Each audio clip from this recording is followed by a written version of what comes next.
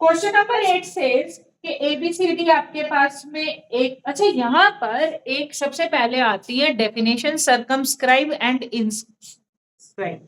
बहुत सारे बच्चों को ये समझ नहीं आते word before starting question number 8।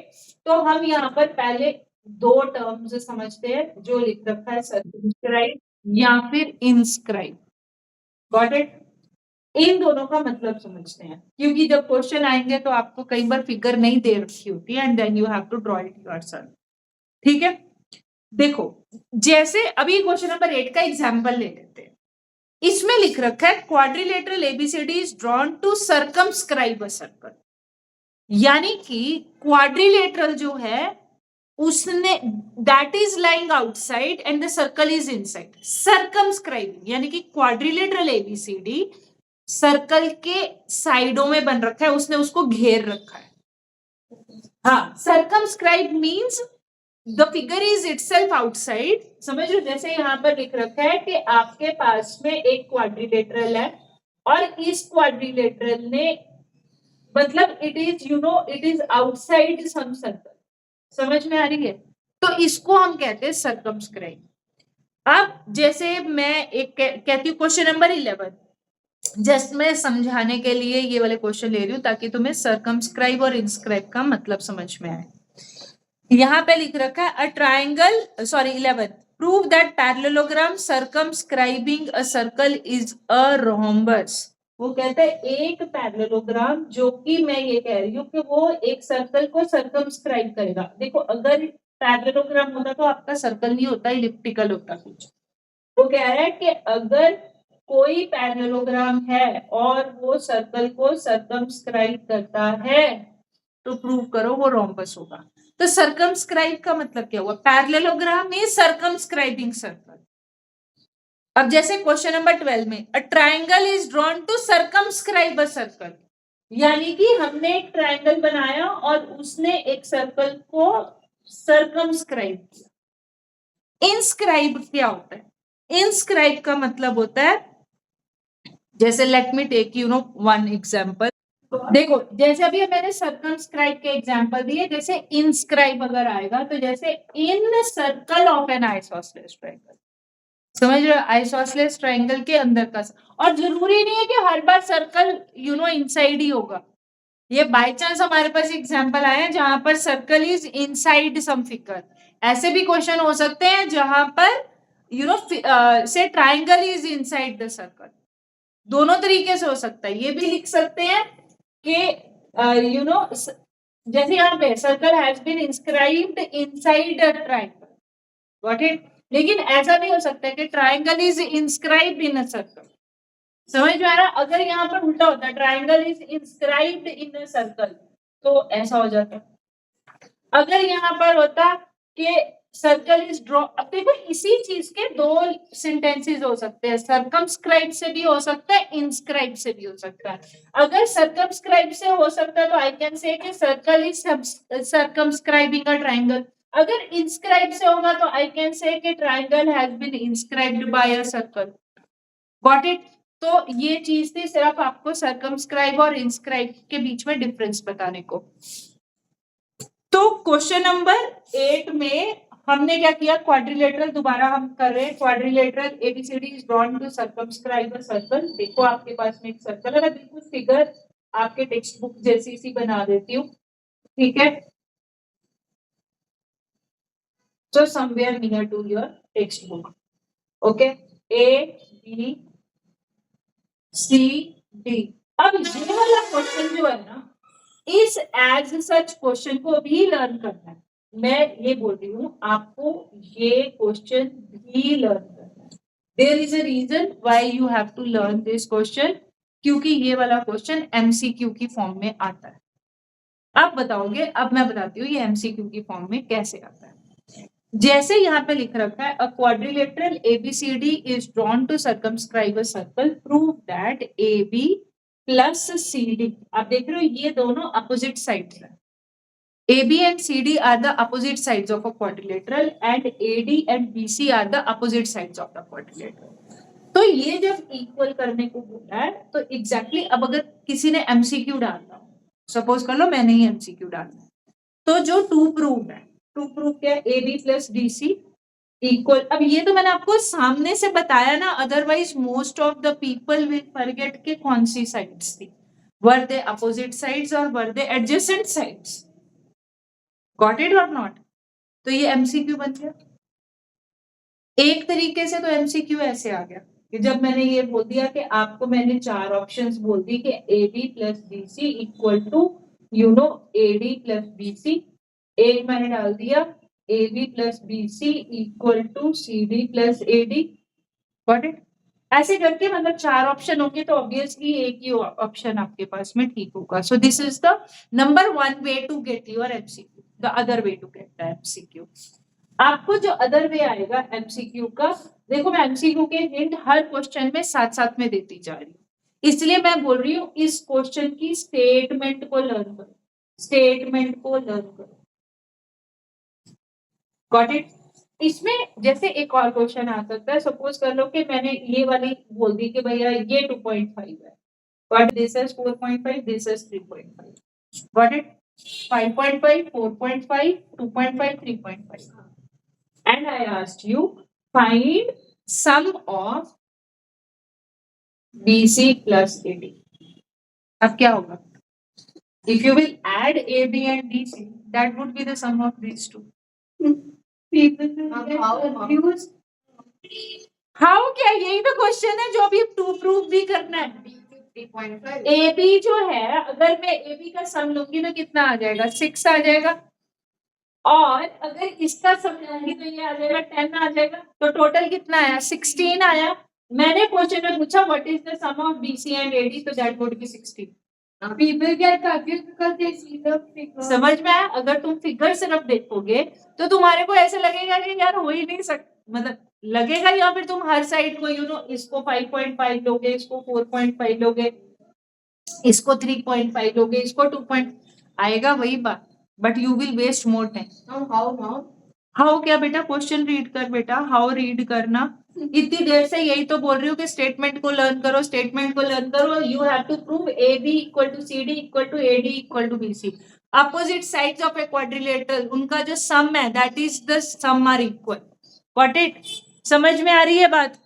अब जब हम इसको प्रूफ करेंगे वो आएगी नेक्स्ट प्रॉब्लम, ठीक है, क्योंकि ये देखने में इतना इजी लगता है। मैं बता देती हूँ, मोस्ट ऑफ द बच्चे सर्कल के एक ही एक्सरसाइज है, थोड़े से ही क्वेश्चन है, most of them they will read and they will think अरे यार इजी तो है, from a common point you have to just take 2 tangents, बस इनको ऐड किया।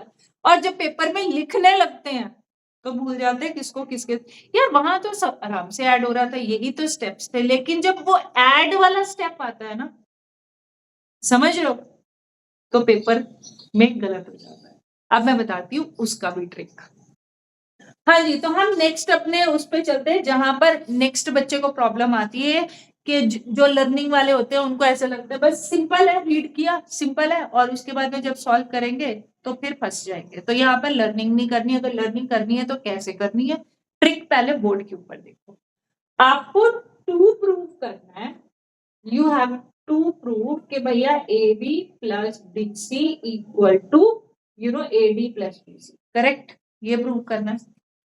देखो जो टू प्रूव करना है ना, प्रूफ हमने बिल्कुल उसी तरीके से लिखना है, just pay attention on the board for 1 minute, ठीक है। अब मैंने इसका प्रूफ शुरू किया, सारी स्टेटमेंट में हमारे पास में कॉमन ही लगेगा, from an external point two tangents drawn are equal, ठीक है, थ्योरम तो वही लगने वाली है। अब देखो इसमें आपको ए बी लग रहा है, correct, A B plus D C, A B plus D C, ठीक है। अब मैंने क्या लिखा कि पहले तो थ्योरम लिख लेते हैं, वी नो, क्योंकि हर जगह वही लगना है ना, we know that tangents drawn from an external point, tangents drawn from an external point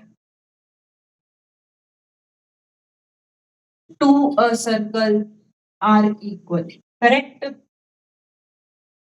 इसमें तो कोई इशू नहीं है, ये तो थ्योरम ही है। अब हमने मेन बात ये कि हमने लिखना कैसे, अब आपको ए बी चाहिए, करेक्ट, किस साइड पे चाहिए, लेफ्ट साइड पे चाहिए। तो जब मैं ये लिखूंगी ए से पी, सो ए से P should come on the left side, correct? क्यों? क्योंकि जब मेरे को ए बी बनाना है तो AP is a part, that is a part of your A B, correct? अब AP is equal to A S, सही है? अब अगर कोई बच्चा A S equal to AP लिखता, मैं बाद में बताती हूँ गलती क्या होती है, पहले ठीक सीख लो, बाद में मैं गलत भी बताऊंगी। क्लियर? अब मुझे इसको पूरा ए बी बनाना है, so BP is a part of this, so BP I will write over here and BQ I will write over on the other side, correct? अब मुझे DC चाहिए, DC चाहिए तो DR is a part on left side, correct? So I will write DR on the left side and DS on the right side. अब मुझे DC चाहिए, DC को complete करने के लिए क्या चाहिए? CR चाहिए, correct? So I will write CR on the left side and CQ on the right side. 4 equations आ गई और सारियों के लिए थ्योरम तो वही है। सो ये हमारे पास हो गया 1 2 3 4 और मैंने लिख दिया ऐड 1 2 3 4। जब ऐड करते तो लेफ्ट हैंड साइड सारी आपस में ऐड होती है और राइट हैंड साइड सारी आपस में ऐड होती है। So I will say AP plus BP plus DR plus CR equal to AS plus BQ plus DS plus CQ। Got it? AP और BP आपस में मिलाकर बन गए AB, DR और CR मिलाकर बन गए DC। अब इस स्टेप पे कई बार बच्चे रीअरेंज करते हैं। रीअरेंज का मतलब होता है इन जो सिमिलर टर्म्स हैं उनको इकट्ठे लेकर आते हैं and then they will add again just to show के भैया लाइक ज्यादा प्रिसीजन के लिए, just nothing else, AD plus BC। Got it? And hence देखने में कितना इजी था, ठीक है? अब मैं बताती हूँ प्रैक्टिकली प्रॉब्लम क्या आती है। बच्चा एक रीड करता है इस क्वेश्चन को और वो क्या करता है, यार एक्सटर्नल पॉइंट ही तो लिखना था, है ना? Without thinking. अब देखो एक बच्चा विदाउट थिंकिंग लिख रहा है और तुम देखना होगा क्या। मैंने लिखा AP plus AS, AP equal to AS जो कि ठीक है, BQ इक्वल टू BP जो कि ठीक है, CQ इक्वल CR ठीक है, DS इक्वल DR, DS नहीं यहाँ पर लिख देते DR इक्वल DS। अब मेरी बात समझ रहे हो? कहीं पे भी कुछ भी लिखा हमने ठीक है, देखा जाए तो ये सब कुछ ठीक है, this is not wrong, but problem क्या आई? when I started adding, so AP plus BQ will not add and it will not give you AB. CQ and DR they will add but they will not give you CD. और paper में बैठ के फिर सोच रहे होंगे कहाँ पे गलती की, यही तो था सोल्यूशन, नोटबुक में मैंने 10 बार रीड किया था, यही तो था सोल्यूशन, इसके बाद सिर्फ ऐड ही तो करना था, ऐड करके यार सेम आ क्यों नहीं रहा? अब समझ में आ रहा है क्यों नहीं आ रहा? Have you understood? क्लियर हो गया? ये इस क्वेश्चन, ऐसे क्वेश्चंस के लिए क्या अप्रोच रहेगी? Now you can write. Let us start with question number 9। In figure 10.3 देखो यहाँ पर फिगर दे रखी है, XY and X dash Y dash are two parallel tangents to a circle। देखो यहाँ पर एक सर्कल है और इसके आसपास में दो पैरेलल टेंजेंट्स हैं। Got it? तो पैरेलल टेंजेंट कहां पर बनती है? डायमीटर के opposite. Do you remember this thing?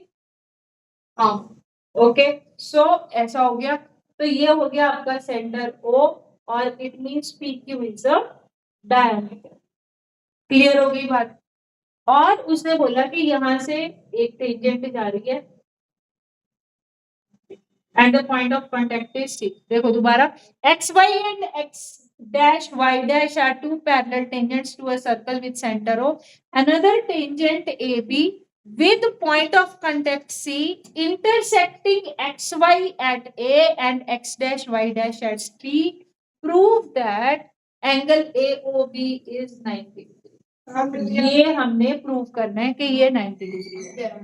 अब ये स्टेटमेंट नहीं, ये लर्न नहीं करना, ठीक है, ये प्रूफ करना आता है। एज सच इस स्टेटमेंट को लर्न करने की जरूरत नहीं है। तो देखो सीधी सी बात है, जब हम इसको सॉल्व करेंगे we will go in this क्या कहते हैं, पूरे क्वाड्रिलेटरल को एज्यूम करेंगे। ठीक है, अब देखो पहले तो यहां पर हो OP इज 90, क्यों? रेडियस और टेंजेंट के बीच में 90। OQ is OQB is 90, radius और टेंजेंट के बीच में 90। अब ये दोनों दी हुई है parallel lines and this is a transversal, correct? तो ये दोनों 90 है, लेकिन एंगल ए और एंगल बी का सम 180 है। एग्जैक्टली इसकी स्पेसिफिक वैल्यू 90 और 90 नहीं है, लेकिन angle PAC plus angle QBC is 180। क्यों? सम ऑफ कोइंटीरियर एंगल्स या फिर allied angle is, allied angle भी बोलते हैं, कोइंटीरियर एंगल भी बोलते हैं, 180 होता है। क्लियर?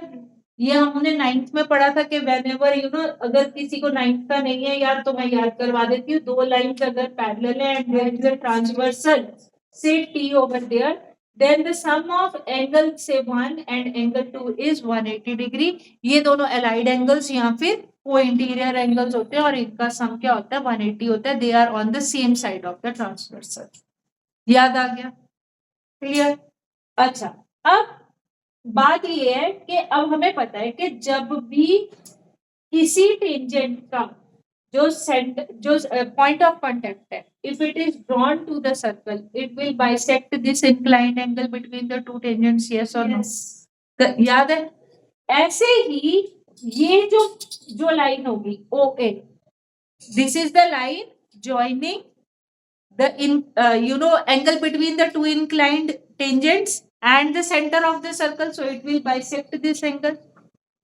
It means अब अगर इन दोनों का सम 180 था तो इसका हाफ और हाफ, क्योंकि अब ये दोनों इक्वल हो जाएंगे, 1 will be equal to 2 and 3 will be say equal to 4. It means 2 times angle 2 plus 2 times angle 4 will be what? 180। अब 2 कॉमन ले लोगे तो एंगल 2 प्लस एंगल 4 क्या हो जाएगा? 90। अरे यार आधा हो जाएगा ना, 90 हो जाएगा। अब अगर ये वाले ट्राइंगल में इन ट्राइंगल AOB 2 और 4 का सम, अब याद रखना बच्चा यहाँ पे ट्राई कर रहा होगा उसकी इंडिविजुअल वैल्यू निकालनी। इस क्वेश्चन में इंडिविजुअल वैल्यू नहीं निकलेगी, यहाँ पे सम निकलेगा, यानी कि you will get the sum of angle 2 and angle 4 as 90. Therefore, by angle sum property of a triangle, angle AOB कितना हो जाएगा? 90। समझ में आ रही है? ऐसे वाले क्वेश्चन में कभी भी इंडिविजुअल वैल्यू निकालने की कोशिश मत करना। इंडिविजुअल वैल्यू होती है कि मैं एंगल 2 का मेजर निकालू, एंगल 4 का मेजर निकालू, या एंगल PAC का मेजर निकालू, या एंगल QBC का मेजर निकालू।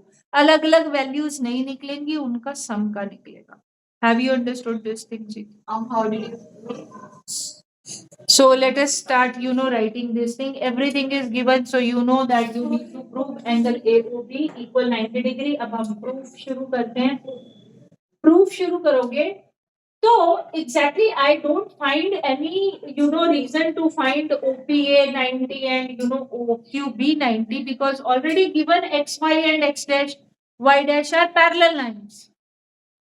Got it? And we can say that the tangent AB is जो tangent AB है, it is a transversal between these two lines, correct? So I don't find any reason to find prove these two angles to be 90, but अगर teacher को चाहिए तो you may add, ठीक है, लेकिन मेरे हिसाब से उसकी जरूरत नहीं पड़ेगी। पर चलो देख लेते हैं। OP परपेंडिकुलर व्हाट AP लिख दोगे, क्यों? Tangent is normal to radius, ठीक है, tangent is normal to radius. अब आगे therefore angle OPA equal 90 degree, ये वन डाल दो। फिर similarly O Q is perpendicular to B Q, reason बोलो। टेंजेंट अगेन से tangent is normal to radius, angle O Q B equal to 90 degree, correct. Now in quadrilateral, आप quadrilateral के method से भी जा सकते हो, आप पैरेलल लाइंस के मेथड से भी जा सकते हो। तो क्वाड्रिलेटरल के मेथड से जाओगे तो आप लिखोगे कि in quadrilateral A P Q B sum of all angles कितना होता है बोलो। Sum of all angles is 360 degree, correct. तो जब ये 360 डिग्री होगा तो you have to mention all the angles. क्या लिखोगे, angle O P A plus angle O Q B plus, अच्छा इसका क्या नाम होगा, एंगल पी ए सी, या फिर इसी को लिखो क्यू बी सी या C B Q, correct. Angle C B Q plus angle C A P या पी ए सी, कुछ भी लिखो, angle P A C equal to 360 degree. इन दोनों की वैल्यू 90 और 90 आ चुकी है। Therefore angle C B Q plus angle P A C कितना हो गया, 180 हो गया, करेक्ट।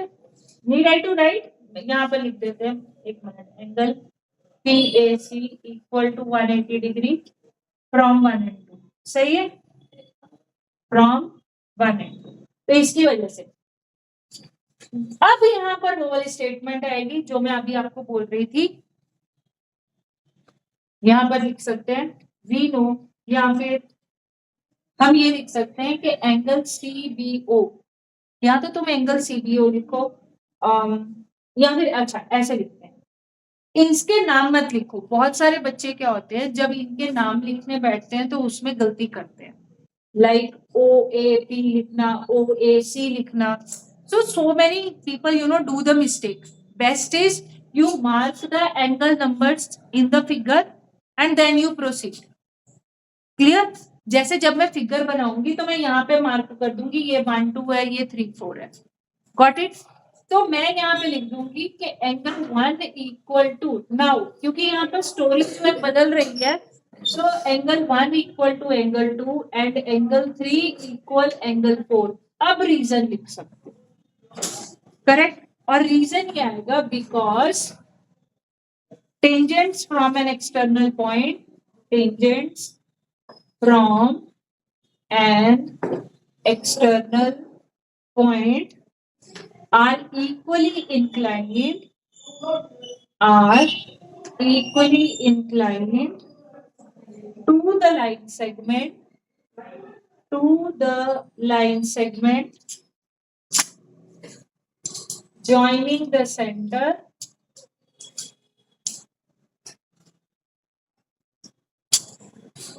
to that point। देख रहे हो, ये बहुत बड़ी स्टेटमेंट है मेरे जैसे नालायक बच्चे के लिए, ठीक है। So but you are all good, so please learn this thing, clear. So therefore अब देखो, अब ये 1 इक्वल टू 2, 1 इक्वल टू 2 मतलब एंगल सी बी क्यू क्या हो गया, it is 1 plus 2, correct. Therefore 1 plus 2, यहाँ इसको 3 इक्वेशन डालो, from equation 3, from equation 3 1 plus 2 plus P A C क्या है, sorry 3 plus 4, I have return mistakenly, exactly 3 plus 4 पहले लिखना था नाम के हिसाब से, बट चलेगा, गॉट इट। और इसको डाल दो तुम 4, फ्रॉम इक्वेशन 4 क्या हो जाएगा। अब देखो 1 या 2 कौन सा लिखोगे, 2 लिखोगे because 2 is coming inside the triangle. 1 का हमारे को 2 टाइम्स 1 नहीं बनाना, हमने 2 का 2 टाइम्स 1 बनाना है, क्यों, क्योंकि 2 is coming inside the triangle, same way 4 is coming, so I will say कि 2 times angle 2 plus 2 times angle 4 is equal to what, 180 degree, और angle 2 plus angle 4 is 90 degree, correct. इसको 5 number दे दो, ठीक है। अब फिर स्टोरी बदल गई, क्या लिखोगे? In triangle AOB by angle sum property of triangle, by angle sum property of triangle क्या होना चाहिए? Angle AOB plus angle 2 plus angle 4 is equal to 180 degree. Got it? Therefore, angle AOB is equal to 90 degree from equation 5. कोई ऐसा बच्चा है जिसको ना समझ में आया? हाँ जी, तो question number 10 says prove that the angle between two tangents drawn from an external point to a circle is supplementary to the angle subtended by the line segment joining the point of contact at the center. बहुत simple है question number 10. ये कह रहा है कि आपके पास में एक सर्कल है, यानी कि ही इज टेलिंग कि अगर मैं एक्सटर्नल पॉइंट से, देखो क्या कह रहा है, angle between the two tangents drawn from an external point to a circle. Suppose fellow, this is your, external point P. So angle APB is what? External angle, external inclined angle between two tangents. Got it? और वो कह रहा है is supplementary का मतलब होता है the sum is 180 to the angle subtended by the line segment joining the point of contact to the centre. वो कहता है कि ये जो इन दोनों के बीच में ये जो है एंगल AOB. ठीक है, सो टू प्रूव क्या हो गया? To prove is angle AOB plus angle APB is 180 degree. Have you understood? Simple है. क्या करोगे? OA is perpendicular to AP. Tangent is normal to radius. Then OB is perpendicular to BP. Tangent is normal to radius. तो ये दोनों 90-90 हो गए. फिर in a quadrilateral the sum of all angles is 360. इन दोनों का 180 आ जाएगा, तो the remaining is 180. Correct? So I'm not going to write. You just write yourself. लिखना है क्या? सिंपल है, it is quite simple. Finish करो. अरे भाई फिर दोबारा से मैं कंफ्यूजन क्लियर कर देती हूँ. आपको इंडिविजुअल वैल्यूज नहीं चाहिए. You do not require angle AOB या measure of angle APB. You have to just prove that the sum of these two angles is 180. Got it? So individual value नहीं चाहिए. Question number 11 जो है question number 8 का extended part है. दोबारा सुनो मैंने क्या बोला. क्वेश्चन नंबर 11 क्वेश्चन नंबर 8 का एक्सटेंडेड पार्ट है, यानी कि आधे से ज्यादा आपको क्वेश्चन नंबर 8 ही लिखना है, सेम लिखना है, और लास्ट में आके हमने थोड़ी सी चेंजेस कर देनी है and you will get question number 11. अब समझो क्वेश्चन 11 क्या क्या है. क्वेश्चन 11 ये क्या है? Prove that the parallelogram circumscribing a circle is rhombus. ठीक है, कह रहे कि एक मैंने पैरेललोग्राम बनाया, क्वाड्रिलेटरल नहीं है. इस बार ध्यान रखना, क्वेश्चन नंबर 8 में it was quadrilateral and question number 11 में इट इज पैरेललोग्राम. तो इस चीज का फर्क आने वाला है, फिगर में ऑब्वियसली फर्क आने वाला है. आपने क्या करना है? आपने ऑब्वियसली रोम्बस ही बनेगा, आपका पैरेललोग्राम तो कभी भी नहीं बनेगा जिसमें आपका एक ढंग का सर्कल हो. ठीक है, सो आप एक सर्कल बनाओगे और एक आप रोम्बस बनाओगे and then you will mark this as ABCD. Got it? Say ABCD and the points of contact are PQRS. ठीक है, क्लियर हो गया. एंड द सर्कल इससे नहीं, O की तो जरूरत ही नहीं पड़ेगी. क्लियर? तो इसने बोला कि आपको ये प्रूव करना है. अच्छा, इसमें गिवन क्या है? गिवन ये है कि ABCD इज अ पैरेललोग्राम. याद रखना यहाँ पर क्वाड्रिलेटरल नहीं है. क्वेश्चन नंबर 8 में इट वाज क्वाड्रिलेटरल. करेक्ट? 8 और 11 में फर्क क्या आ रहा है? 8 में इट वाज क्वाड्रिलेटरल, 11 में it is parallelogram. So ABCD is a parallelogram. Okay, circumscribing a circle. बस इतना ही बहुत है, सर्कमस्क्राइबिंग अ सर्कल. उसके बाद में हमें प्रूफ क्या करना है? टू प्रूव ये करना है कि भैया ये जो पैरेललोग्राम है एग्जैक्टली ये पैरेललोग्राम नहीं है, ये रोम्बस है। To prove is ABCD is a rhombus. Got it? अब मुझे एक चीज बताओ, मैं तुम्हारे से ये जानना चाहती हूँ कि अगर मेरे पास में एक पैरेललोग्राम है, say this is your parallelogram, parallelogram में opposite sides are equal and parallel. Rhombus में क्या होता है? रोम्बस में और पैरेललोग्राम में व्हाट इज द डिफरेंस? बोलो। Adjacent sides. यानी कि हमने क्या करना है, देखो पैरेललोग्राम में ऑलरेडी अपोजिट साइड्स जो होती है वो पैरेलल भी होती है और इक्वल भी होती है। रोम्बस में भी ऑब्वियसली अगर पैरेललोग्राम है तो पैरेलल तो हो ही गई, करेक्ट? तो फिर फर्क क्या रह गया? Exactly you need to prove, जब ABCD is a rhombus prove करना है, we have to prove that BC equal CD या फिर AD इक्वल AB। अगर किसी भी चीज को पैरेललोग्राम को रोम्बस प्रूव करना है तो उसका क्या होता है? यू नीड टू प्रूव, मैं यहाँ पे लिख देती हूँ, यू नीड टू प्रूव या we need to prove, not you, मैं भी तुम्हारे साथ ही हूँ, we need to prove adjacent sides are equal. Got it? So this is the hint that you have to always keep in mind. पहले हाँ, तो हम वही स्टोरी चलाएंगे जहां पर हम ये लिखेंगे कि AB plus CD equal to AD plus BC। बिल्कुल वहां तक पहुंचेंगे, प्रूफ बिल्कुल वहां तक जो हम पीछे करके आए हैं बिल्कुल वही तक पहुंचेंगे। क्वेश्चन नंबर 8 का वाला ही proof we will write over here in the same manner. ठीक है, प्रूफ लिख लेते हैं। प्रूफ में क्या लिखेंगे? Again we will write the theorem. Theorem कहेगी कि we know that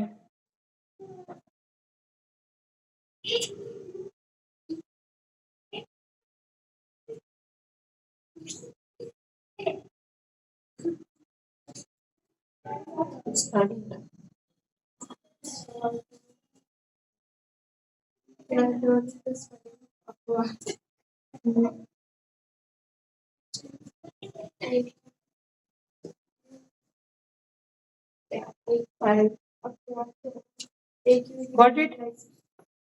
क्लियर हो गया? अब देखो दोबारा, मैंने आपको पहले बोल दिया AD वाला काम करना है, तो आप क्या लिखोगे? AB ऑन दिस साइड, क्योंकि आपको AB और CD का ऐड करना है, and AS on other side, then BC on this side, BQ on the other side. Correct? Mark them as 1 2। बिल्कुल वैसे ही कर रहे, कुछ नहीं कर रहे हो आप। CR on this side and CQ on other side. Same way, DR on this side and DS on other side. Clear हो गई बात? समझ में आ रहा है? फिर हमने कर देना add 1 2 3 and 4। आप लिख दोगे AP plus BP plus CR plus DR equal to AS plus DS, में जान के एक ही स्टेप में खत्म कर रही हूँ, plus BQ plus CQ। Got it? Such that you will get AB plus CD equal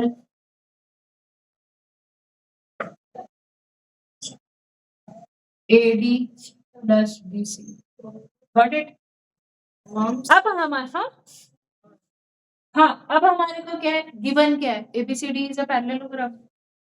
Given now ABCD is a parallelogram.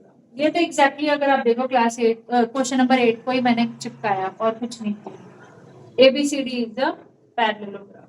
अगर ABCD is a parallelogram है, therefore AB is equal to CD. Correct? Equal भी तो होगी, parallel है तो equal भी तो होगी, and AD is equal to BC. Correct?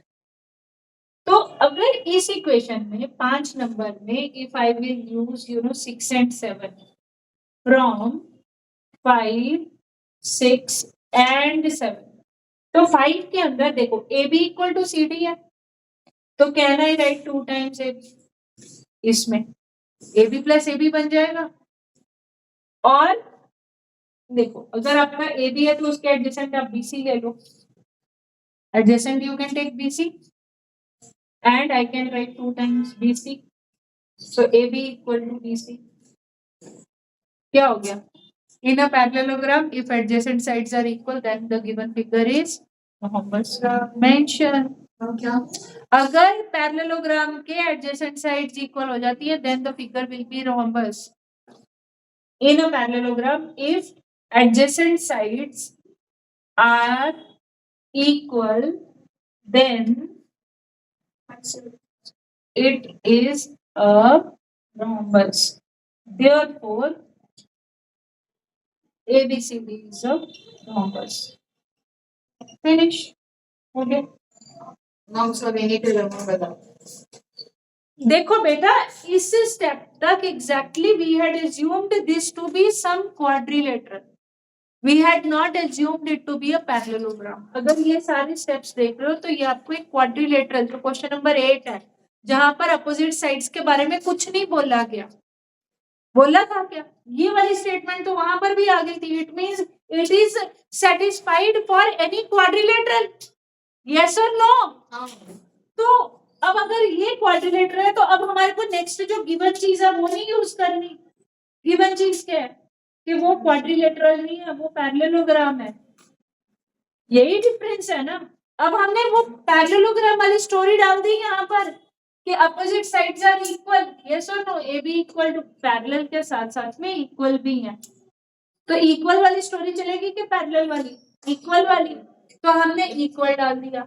जब इक्वल डाल दिया तो ये जो ए बी है और सी डी जब आपस में इक्वल हो जाएंगे तो can I get A B plus A B? तो तब नहीं बन गया. Oh, understood. अब समझ में आ रहा. देखो समझ में आ रहा है. ये वाली स्टेटमेंट तो किसी भी क्वाड्रिलेटरल के लिए है.